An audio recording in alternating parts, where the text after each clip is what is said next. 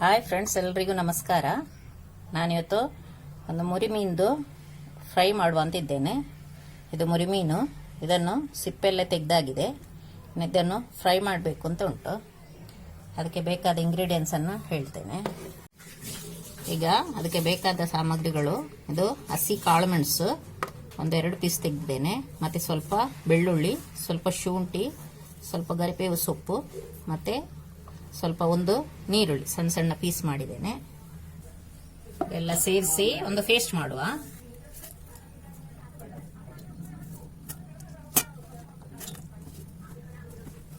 ಈಗ ನೀರುಳ್ಳಿ ಸೇರಿಸಿ ಆಯ್ತು, ಶುಂಠಿ ಆಯ್ತು, ಬೆಳ್ಳುಳ್ಳಿ ಆಯ್ತು, ಕರಿಬೇವು ಸೊಪ್ಪು ಆಯ್ತು, ಮತ್ತೆ ಹಸಿ ಕಾಳುಮೆಣಸು ಸಹ ಆಯ್ತು.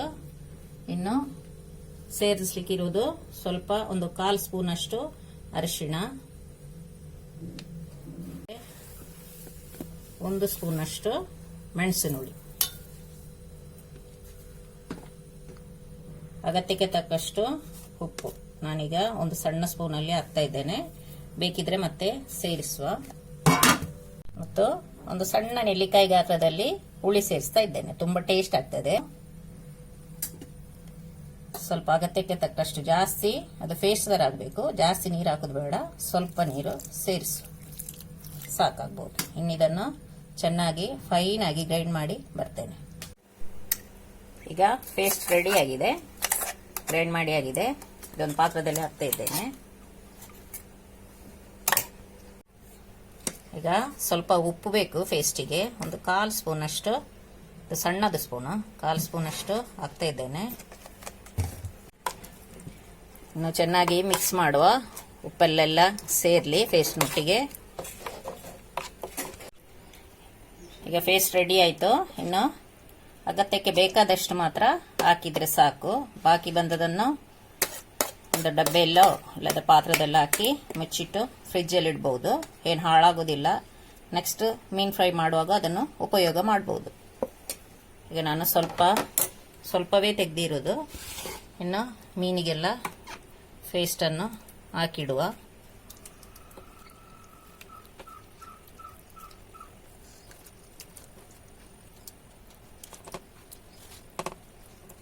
ಈಗ ಪೇಸ್ಟ್ ಎಲ್ಲ ಹಾಕಿ ಆಯ್ತು ಮೀನಿಗೆ. ಇನ್ನೊಂದು 10 ನಿಮಿಷ ಇದೇ ರೀತಿ ರೆಸ್ಟ್ ಅಲ್ಲಿರಲಿ. ಆಗ ಎಲ್ಲ ಹುಳಿ, ಖಾರ, ಉಪ್ಪೆಲ್ಲ ಚೆನ್ನಾಗಿ ಹಿಡಿತದೆ ಮೀನಲ್ಲಿ. 10 ನಿಮಿಷ ಇದೇ ರೀತಿ ಇರಲಿ. ಈಗ ಸ್ಟವ್ ಆನ್ ಮಾಡಿ ಪ್ಯಾನ್ ಇಟ್ಟಿದ್ದೇನೆ. ಇನ್ನು ಸ್ವಲ್ಪ ಅಗತ್ಯಕ್ಕೆ ಬೇಕಾದಷ್ಟು ಎಣ್ಣೆ ಸೇರಿಸುವ.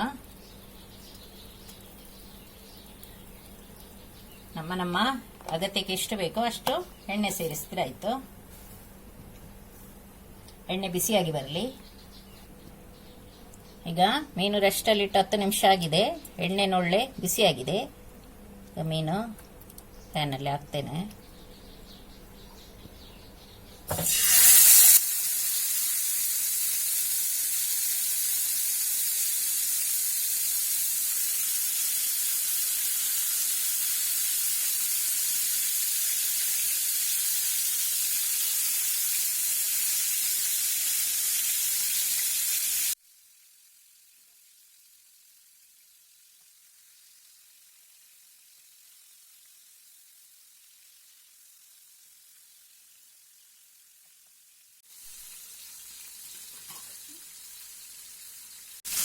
ಒಂದು ಸೈಡ್ ಮಗಿಚಿ ಆಗಿದೆ.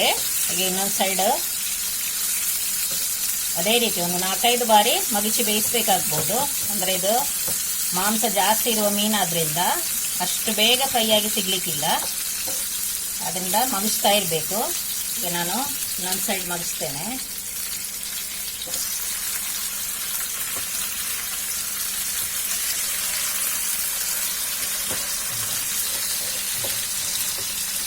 ಮೀಡಿಯಂ ಫ್ಲೇಮಲ್ಲೇ ಇಟ್ಟು ಬೇಯಿಸಿದ್ರೆ ಸಾಕು.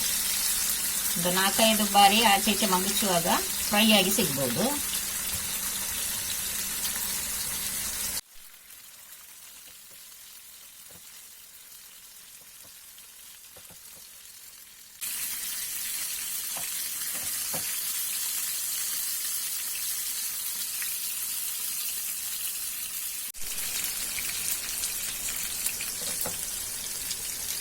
ಈಗ ಮೀನು ಫ್ರೈ ಆಗಿದೆ.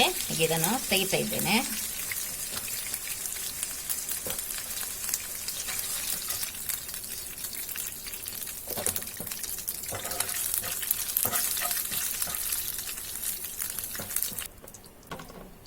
ಇನ್ನು ಬಾಕಿ ಬಂದಿರುವ 2 ಮೀನನ್ನು ಕೂಡ ಫ್ರೈ ಮಾಡಿ ತೆಗೆಯುವ.